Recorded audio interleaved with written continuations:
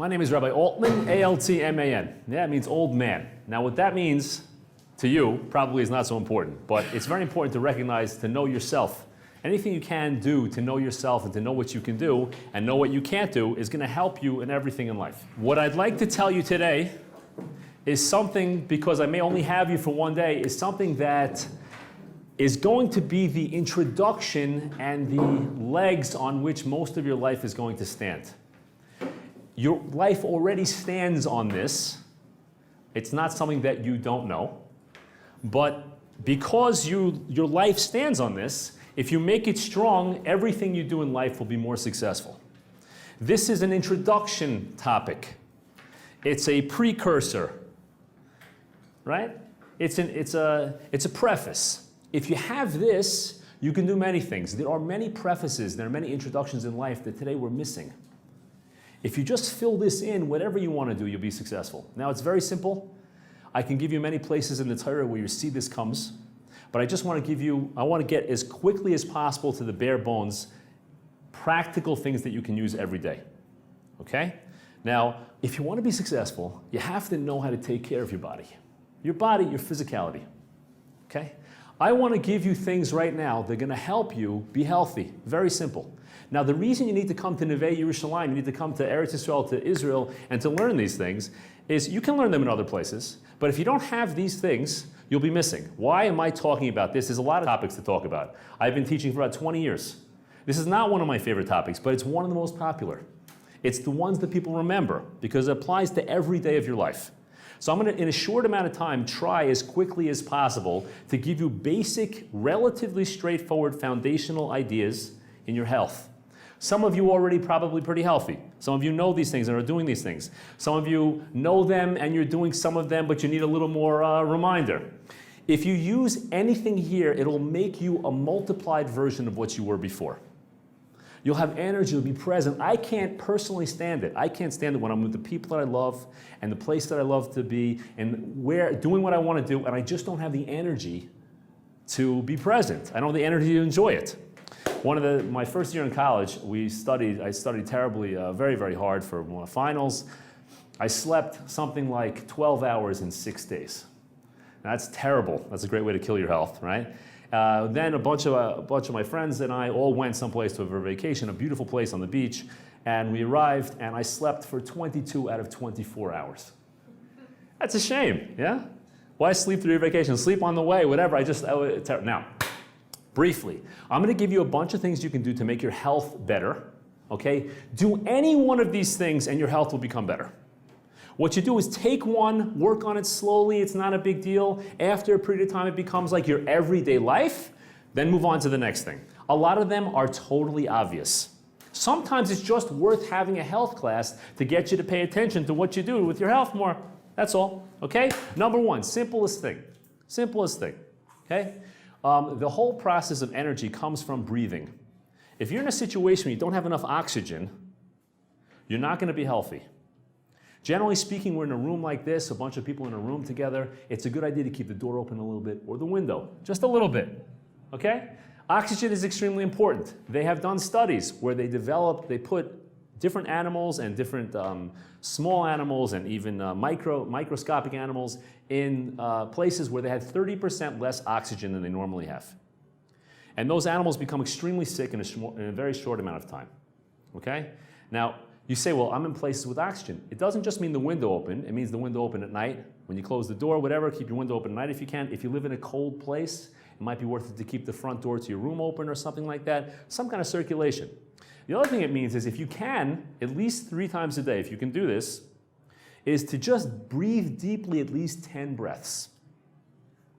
If you feel like you're getting a little winded, a little bit lightheaded, and you can't do it properly, then breathe in and you feel like you're getting a little lightheaded, so hold your breath for a little bit.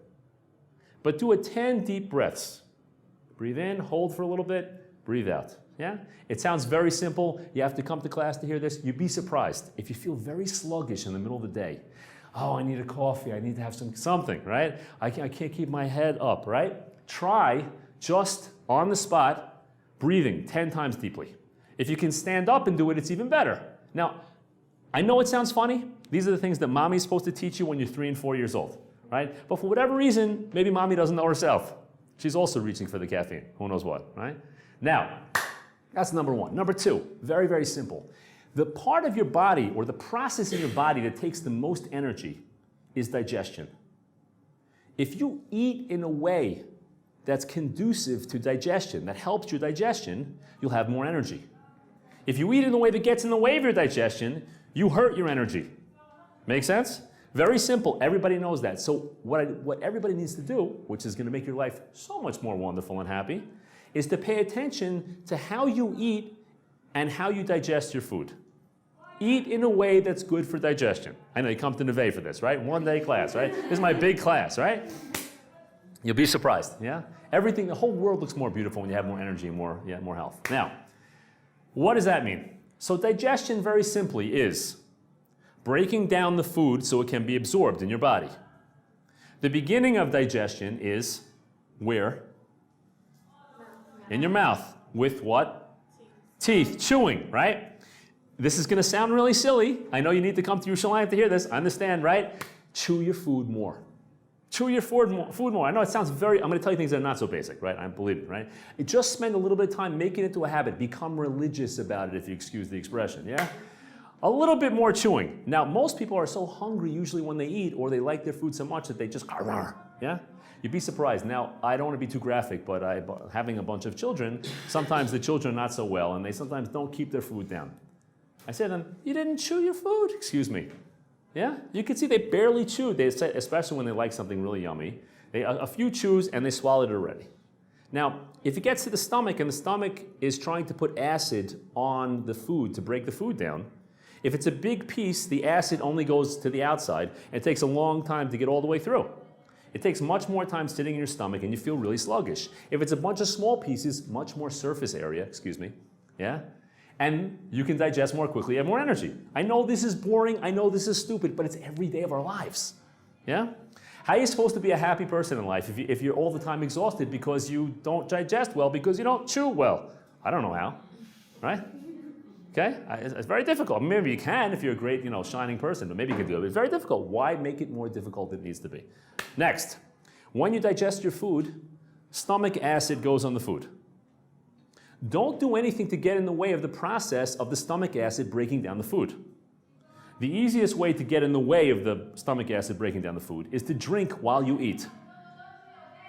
Now, I'm going to answer your questions, trust me. I'm going to answer your questions what to do about that, because you say, I'm thirsty when I drink, when I eat. I'll tell you all about that in a minute, right? But the first thing I tell you is don't drink and eat together. Drink 20 minutes before you eat. And an hour after you eat. If you feel yourself getting hungry, say, ooh, I'm hungry, better drink because I'm going to be eating soon. It's not that big of a deal. It's incredible if you do it. We live next door to a wonderful lady. Her name is Mrs. Muller. We call her Mrs. Muller. She's the door right next to us. And she was born in just outside one of the camps in the Holocaust. I think she's one of the only babies that actually survived. Right? She's in her 80s now. And she said the number one piece of advice that she got in health in her life was this piece of advice. She doesn't drink and eat together. I know it sounds very basic, just try it. Now, it's a little bit hard at the beginning, but if you get used to, you get into the habit first of drinking before you eat and drinking after you eat, you'll be a much happier person, okay? Next, very simple. If you want to be successful and you want to have energy, there's another thing you want to do. This is amazing. The stomach is not so selective in what's in there. It takes the food that it receives, it digests it, and then it pushes it along, right? Now, if you have, let's say it takes about 4 hours to digest food, right? So you eat breakfast, 4 hours later, your food is ready to go on. It depends on what you eat, but plus or minus, that's how it works, right? If you eat, and then 2 hours later, you eat again, you have undigested food together with half-digested food. What does the stomach do? Now the stomach doesn't know what to do. The stomach can either take the undigested food and move it along with the digested food, which is really bad for you. Now you have undigested food in your stomach. Or it can keep the digested food in your stomach to finish the stuff that's undigested. Does this make sense? That's one meat and other things take that long. Carb takes relatively fast. Well, that's a long time. It depends on what it is. I mean, it could be, fruit is very, very quick. Carbs are a little less. Carbs are more. Meat is much more. But it depends on what it is. But I mean, if you eat a meal of carbs and then another meal of carbs in a short amount of time afterwards, then you have half digested. And a lot of people do that. You have, a sandwich or whatever it is, and then, an hour later you're eating pretzels or something else. So you have partially digested food and undigested food. Now the stomach pushes along the undigested food. That's unbelievably unhealthy for you. Or the stomach keeps the digested food in the way. Yes? Don't they say to eat smaller portions and to eat every 2 hours? That depends on what you're doing. If you're a person who's trying to exercise, you have a very high calorie, you're burning a lot of calories through the day, you have a lot of high intensity exercise, it could be you need to eat small meals, maybe 3. But I find personally 3 hours. 2 hours is very short. 2 hours is very, very short. So you're saying we should wait 2 hours before you eat anything? You should wait 4 hours between meals. Now the thing is, you're drinking between. So you're not really it's not like your stomach is empty. By the way, I want to tell you something that a lot of people don't know. You know that feeling of hunger that you get? You know what that is? What is it? Thirst. It's what? Thirst. It's thirst. Well, that's also true. It can't be thirst. But what's physically happening to your stomach? It's eating itself. It's getting smaller. It's getting smaller. It's not yet eating itself yet. That's very, it can't be. But what it is, the stomach is flexible and it's shrinking. Now, a lot of people eat a little bit too much and their stomach is in a standard position that's a little bit too big. For them to be not hungry, they need to keep filling up the too big stomach. If they would wait a little bit, maybe a day or so, not by eating, I'm saying eat a little bit less. You feel a little bit hungry, not exactly as full as you will, your stomach will get smaller. When it gets smaller, you don't need to eat as much. Now, I'm not talking about weight. I don't care. That's not important. I'm saying energy and health. Energy and health. If you're constantly digesting more than you need to digest, less energy, less health, it's a shame. Okay? Now, there are certain foods, like you mentioned, that digest at different times. I don't want to make you crazy about that. I'm just going to say really briefly, certain foods digest really quickly, like fruit. Fresh fruit, not canned fruit, not cooked fruit. Fresh fruit goes through really quickly. So the rule is, with fruit, eat it alone or leave it alone. Okay? I have a good friend told me, I can't eat fruit, gives me a stomachache. I said, when do you eat it? He says, for dessert. So it has the same problem. He eats a meal, the fruit goes into his stomach, it's ready to go through very quickly, but the rest of the food wants to hang around there for a while. So he has a stomachache, he doesn't know what to do with himself. I said, why don't you try eating fruit before you eat anything else? Or at least 3 hours after, or 2 hours after, right? 3 hours, I'd say. You started doing that, no problem, no stomach aches. Now, that's the type of thing you're supposed to learn when you're 3 years old, but people don't know, okay, yeah. If they take him to a gastroenterologist, what's the problem with your stomach? Okay, nothing problem, I just don't know how to eat. I don't have to take care of my stomach. Okay, good. Now, next, in the morning when you wake up, have a big drink of water, or something else if you want, right? But something that hydrates you. The body is made up mostly of water. 70, 80%, I'm not sure what percentage is, a high percentage of water. Now, the blood has to be thin enough to flow. If there's not enough water in the blood, a person can die. So the body's very good at keeping enough water in there. If there's not enough water in the body takes water out of the cells to put it into the blood. Then you feel really lousy and sluggish. Okay? If you don't want to feel that way, just keep on drinking. So in the morning, since your body doesn't really store so much water, in the morning have a big drink. You have to go to the bathroom, that's fine, that's just fine. That's great, it gets rid of a lot of stuff in your body also, it's great. Yeah? In the morning, I drink usually, can I borrow that for a second? Yeah? I drink about, let's see, what is this? Yeah, approximately I drink about 4 of these in the morning. Now, not right away, sometimes I drink 3 right away, and then I drink right afterwards, about an hour later I drink another 3, right? Approximately that amount of water, right? You'd be surprised. I walked over here, I live 50 minutes away by foot. I walked over here, it's a little bit hot today, so I drank about 1 of these, right? That was worth it, right? You'd be surprised. Now, if you're a nursing mommy, which happens sometimes also, right, then you need to drink a ton. You'd be surprised. My wife says she used to drink these little cups, and she said, I couldn't drink enough. So she started drinking out of a big cup and using a bottle like this. She can, in one sitting, drink almost an entire bottle. That's without exercising. Yeah, now that's a nursing mother, that's different, right? Okay, if you, yes? But can you train your body to retain more water? Because like, what if you just have to keep going to the bathroom? Like this is like a real question. I don't know if you can train your body to retain more water. I don't know. There are people, I think it's probably different from person to person. There is such a thing as drinking something that will retain water better. Like if you just, some people, they have a hard time just drinking straight water. If you put a little bit of sugar into it or a little bit of honey or something, a little bit of, sometimes people, a little bit of salt, a little bit, healthy salt, then that could do it for you also. Yeah, it's not, you have to put a little bit of something in there, it's also good. But I don't, as far as I know, there's no way to train your body to retain water more. I don't think so. Okay. As far as I know. Okay, now, next, very, very simple, very simple. This is going to sound very obvious. Again, there are sources all over the Torah that talk about this. There's a Mishnah, actually, in Pirkei Avos, in the Ethics of the Fathers, that talk about this idea, which is sleep. Yeah? One of the most clear examples of the will of God, I'm not getting into God existing, that's a whole discussion, but the will of God, one of the clearest examples of what he wants is in open, what we call nature. The fact that it's hard to see at night because there's less light, and it's easy to see during the day, is an indication that God wants us to go to sleep during the nighttime and wake up and take action during the day. It's very simple. Yeah?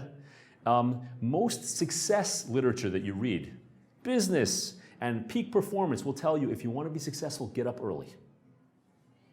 They're not getting into the philosophy behind it, but they're saying the truth is, you'll feel better, you'll function better if you wake up. Your body works that way. Now, some people say, I'm a night person.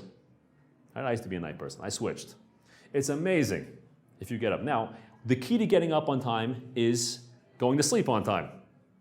I'm going to tell you something that's so basic, and it's just, I don't mean to be overly basic, but you need to tell yourself this, yeah? Every person is a combination of an adult and a child, or a teenager and a baby, or something in between, right? A wise woman and a young child, whatever it is, right? The adult in you has to tell the child in you, okay, now we're going to sleep. It's great to make a bedtime, just like you do with your kids, bedtime, and a bedtime routine. Now, if you want to go to sleep, if you want to work on your sleep, everybody's different how many hours you need to sleep. That's a whole discussion. We don't have time for this right now, but very briefly, right? If you wind up getting enough sleep on a regular basis, you'll be amazed how much better you can function. There are many studies about this, that people don't sleep properly. It's as if they're intoxicated. It's as if they have all kinds of mental issues because they don't sleep properly. Okay, it's very simple. If you want to be more successful, work on it as a habit. I'm going to become a master in sleeping properly. It doesn't mean I sleep all day. It just means I sleep efficiently. Now, the way to do that is give yourself a bedtime. If you have a bedtime in your mind, then you know I have a target time. Oh, I'm going to bed soon. I better get myself ready. Great way to do it is just like you do with kids. When you want kids to go to sleep, you don't keep them awake in front of bright screens and bright lights. You turn the lights down. Yeah? You put yourself in pajamas or whatever you're going to be sleeping in. Now, this speaks to a deep part of your personality, of your mind, because like, wait, I'm in my pajamas. Must be I'm going to sleep soon. I know it sounds basic. If you get into the habit of doing this, it's amazing what will happen. Now, here's the thing. What a lot of people say is, I need to get to sleep soon. But you're fully dressed, the lights are on. Maybe you're checking whatever you're on your phone, whatever you're doing, right? It's bright and like loud. Turn the lights down, put on pajamas. Make sure you don't eat within a half hour of going to sleep. I'm going to sleep soon. Suddenly you get hungry. Very often, like you said before, right? When a person is hungry, they think they're hungry, they're really thirsty, right? When you think you're hungry and it's late at night, it's not actually hunger, it's actually tired. It's fatigue. You need to go to sleep. When you start grabbing for those munchies at night, it's a clear indication that you need to go to sleep. You say, but I'm so hungry, I'm so hungry. Did you ever have a situation when when you're really hungry and you go to sleep, you wake up the next day, you're not hungry at all? Amazing, right? So now, what's great about this also, besides the fact that you're going to feel amazing if you do this, you feel like Superwoman if you can do this, right? In this case, Superman, whatever the case is, right? You're flying across. Besides all of that, it sets an incredible example for your children. If your children come home, especially your teenage kids, they come back and they see the house is dark. Mommy and daddy are in pajamas already. They're on the way to go to bed. They're going, the house is quiet. Like, people are talking quietly, right? So it sets an example. That's normal. Now, in the world today, things are the exact opposite. People go to sleep very, very late, and they wonder why they can't function. Yeah? As far as I know, they haven't moved the official work day to start 11, 12 o'clock, right? It still starts at 9 o'clock, approximately, depending on if you're a business, it might have been in earlier, right? So you still have to get up. Okay, very simple. Okay, next. If you want to keep yourself healthy, A very easy thing to do is to make sure the chemical processes in the body are nice and oiled. They're working very well. They're lubricated. Now, you learned this a long time ago, depending on how old you are and what your education was, but you know that every chemical process has enzymes in it. Enzymes are the things that, that facilitate every chemical process. The body has many enzymes in it. Many of the enzymes that we have, we only get from eating fresh fruits and vegetables. Fresh, can't be cooked, can't be pickled, can't be vinegared, yeah? Now, it's a funny thing because a lot of people don't like fresh fruits and vegetables. I understand that. I also didn't like it too much. You have to eat your vegetables, right? But if you get into the habit on a regular basis of eating some kind of vegetables, fresh, cucumbers, tomatoes, peppers, lettuce, whatever you like, it's a great way, and fruit also, if you eat fruit separately, it's a great way to get plenty of enzymes in your body and you'll feel much better. There are some people that go weeks or months without eating anything fresh. It's very difficult to get any enzymes if you don't have any, if you don't do that. If you don't have enzymes in your body's at a tremendous disadvantage. You have some in your body, but to get a constant flow of that, you don't have to eat a lot of it. Okay? Got me? Good. How are we doing on time? There's a whole separate discussion which we're not going to talk about now, but I just want to mention it, that if you want to be healthy, you want to have energy, the most important factor in your energy is what? More than exercise. More than eating. What? Rest, even more than rest. Be happy. What's that? Be happy. The mind. It's the mind. That's a discussion by itself. If your mind is the most important factor in your health. So we're not going to talk about that now. I'm just mentioning it. That's a separate discussion which needs to be addressed. Okay? There are a lot of people that get so nervous about their health that they kill themselves. You know what I'm saying? They're killing their health because they're so nervous. That's not whole wheat, or that's not, not enough enzymes. What's gonna, right? Sometimes you have to eat some garbage now and then. It's okay. It happens, right? Don't get it, the stress about it makes it much worse. And this is very obvious. But if you don't have that, you have a lot of people that are very strict about it. They're militant about their health, and they're driving themselves right into the right. Now, next, this is very important. This is very easy, but very important. The first part of digestion is breaking down the food. The next part of digestion is absorbing the food.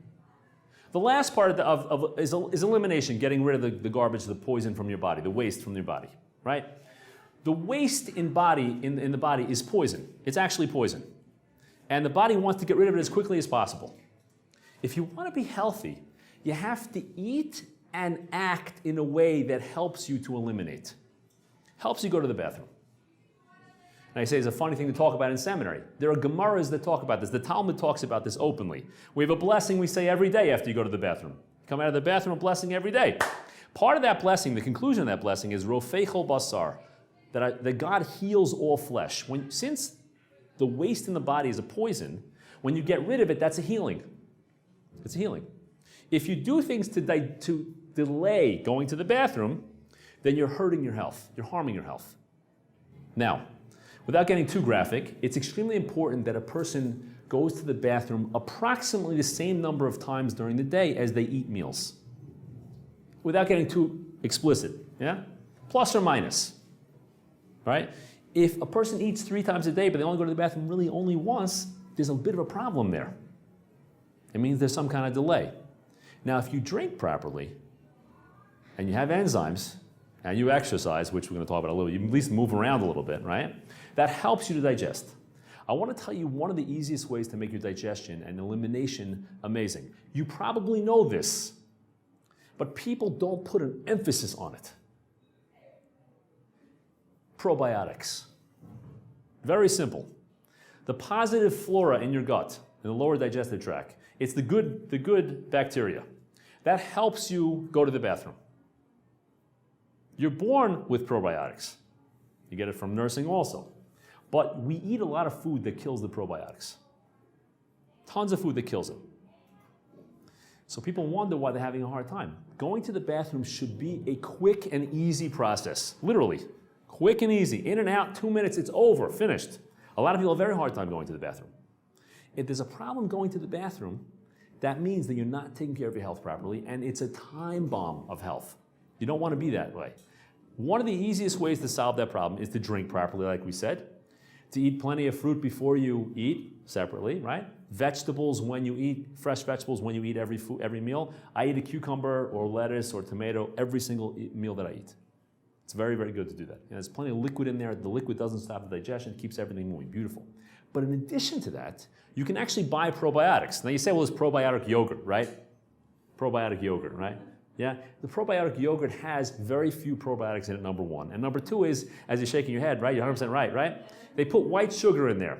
Now here's the scary part. There are a bunch of things that we eat that kills the probiotics that we eat. One of them is white sugar. And now, there's white sugar in a lot of foods. The standard Western diet is filled with white sugar. They put it in tomato sauce, and they put it in bread, and they put it in soda, and all those things like that. It kills your probiotics. Okay? Now, I know this part's a little weird. It's a little bit, out there. The health guy comes and talks to you. I'm not the health guy, but you get the idea, right? A little bit out there. But the easy thing about this is there's quick fixes in probiotics. You can actually buy them. Buy them in a little bottle. It's not a big deal. I don't know how much they cost in other places in Israel. They're not that expensive. Right? Take one a day in the morning when you have a lot of water. Take one or before you go to sleep, or maybe twice, one in the morning and one at night when you go to sleep. Right? You'll be surprised it helps the whole process. Now, there are other things that kill probiotics also. Anything you can do to cut down the things that kill your probiotics will be much healthier. Okay? Now, it's a whole long list. I'm going to tell you very briefly some of the things that kill your probiotics. In addition to that, I want to introduce something which some of you know about and some of you don't know about. Some of you have heard about, and it sounds kind of funny. If you do research for what I'm about to tell you, you'll see people that swear by it and people think it's the most ridiculous thing on the planet. I would suggest try it for yourself, and if you find a big difference, then do it. If you find there's no difference, then don't do it. Yeah? I happen to think it's true, it makes sense to me. Okay? But I'm not, militant about these things. I think, try yourself. I think it makes an enormous difference. Okay? That is the following. Okay, now again, this is one of these things that people say, oh, you heard her talk about that? People think it's so crazy, it's so extreme. It's not extreme, it's normal. It's the way people used to eat. The new diets that we eat in the last 100 years is totally different than the way most of humanity used to eat. Are you saying vegan or something? No, nothing like that. It's kind of extreme, but not so extreme like that. Not like that, No, because people always ate meat. People always ate meat. There's always been meat going on for a long time. I'm saying last several thousand years, people have been eating in a basically healthy way. Last 100 years, all kinds of food changed. Okay? Very simple. The body has to maintain a certain pH level, acid-alkaline balance. Very simple. If the blood moves a little bit too acid or a little bit too basic, too alkaline, person can die. The body's very good at keeping that balance, no matter what happens. When you eat, a lot of the food that we eat is very acid forming in the body. So what the body does is it moves the acid away from the blood so that you survive, and it puts it in other parts of the body. One of the ways the body gets acid away from your blood is by retaining fat. Fat's a great way to put acid in fat. Sometimes people are exercising, they want to lose weight. I'm not saying that's important, but if that's what you want, right? They're trying to lose weight. They can't lose weight. They don't know why, because they're eating a lot of acid in their food.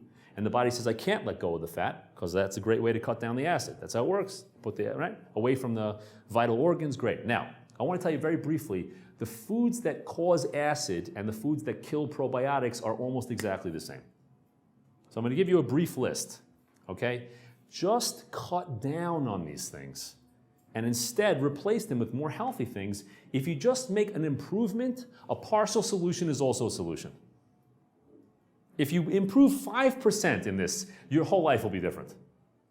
Okay, I've had periods of time where I was eating consistently more acid, and I was very, very low in my energy, and I was open to sickness and all kinds of things, right? I used to get sick basically all the time, right? I changed the way I eat. Thank God I don't get sick too often now. Okay? Now, these are the foods. You're not going to like this. Okay, really briefly. I can tell you outside. I'm not going to write down, right? I'll tell you briefly. White sugar. White flour. What am I going to eat, Rabbi? Right? Yeah? Soda. Alcohol.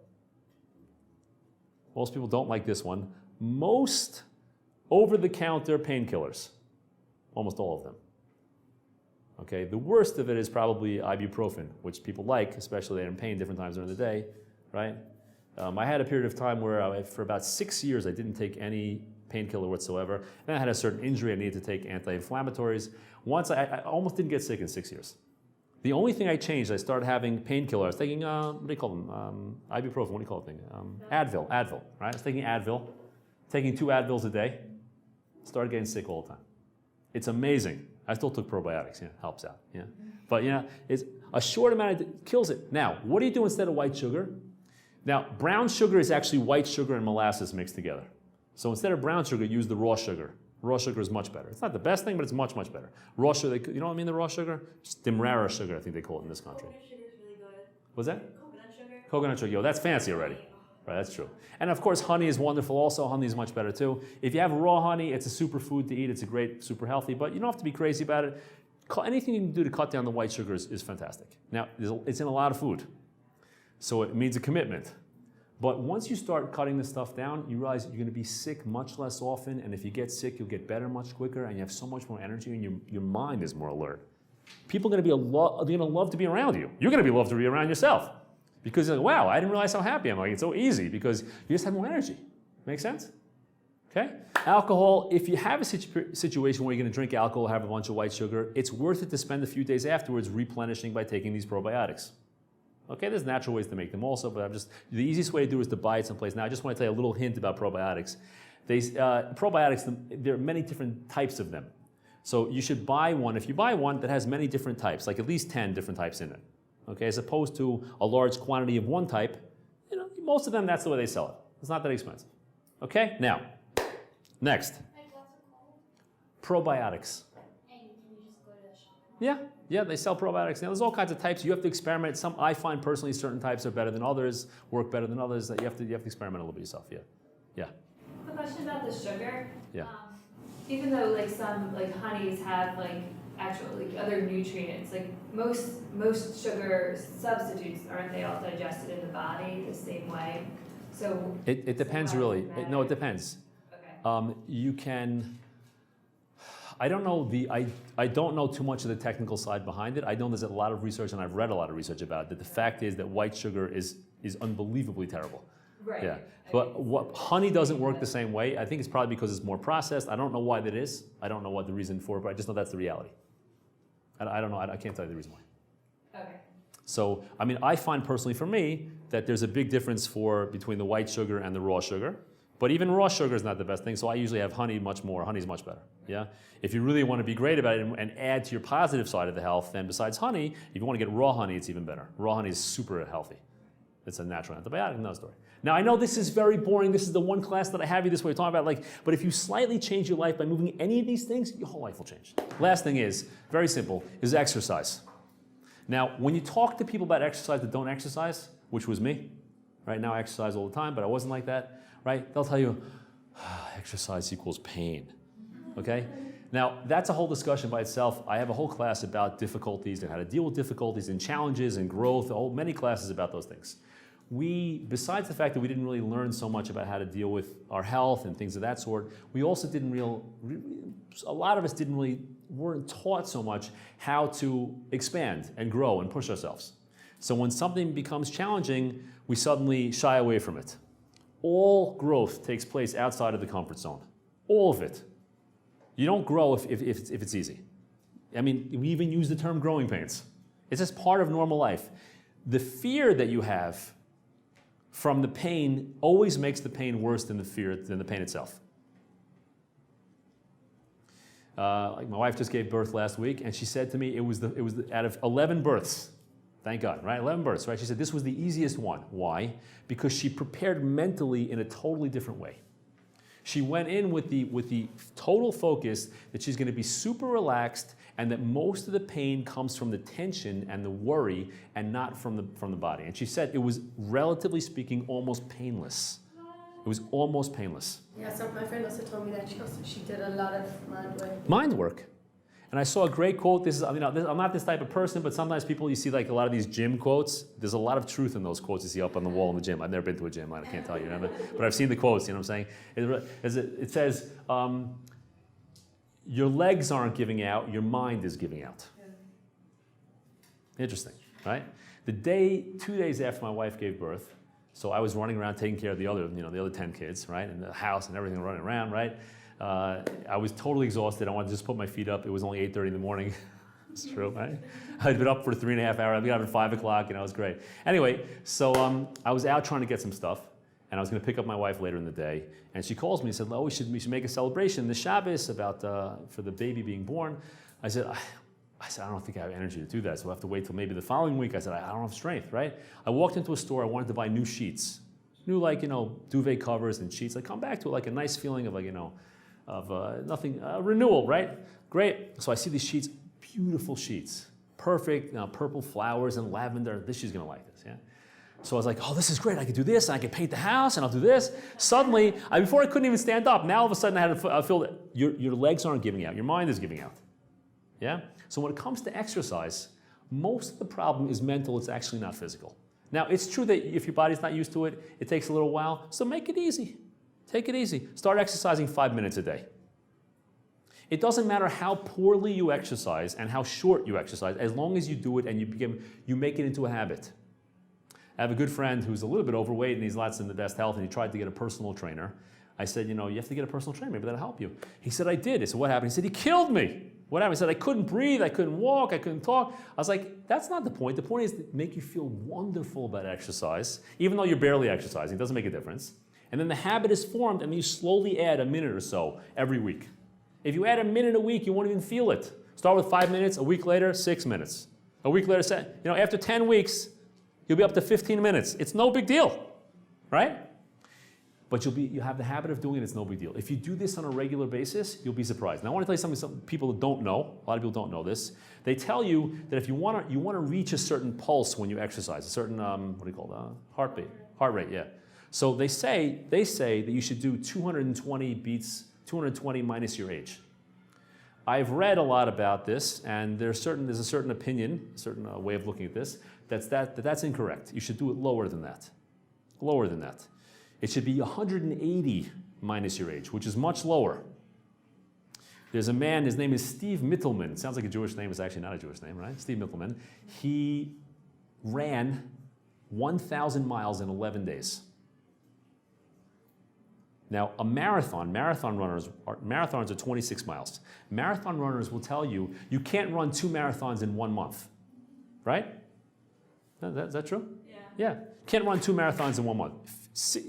52 miles in 1 month is too much. This man ran 1,000 miles in 11 days. How did he do that? So people said to him, what did you do and how did you learn this? Make a long story short, this man is not the only one. Many people do this. He said you have to train your body for aerobic exercise. Aerobic, how do you do that? He says if you're jogging at 220 minus your age, he says very often there's not enough oxygen getting to your cells.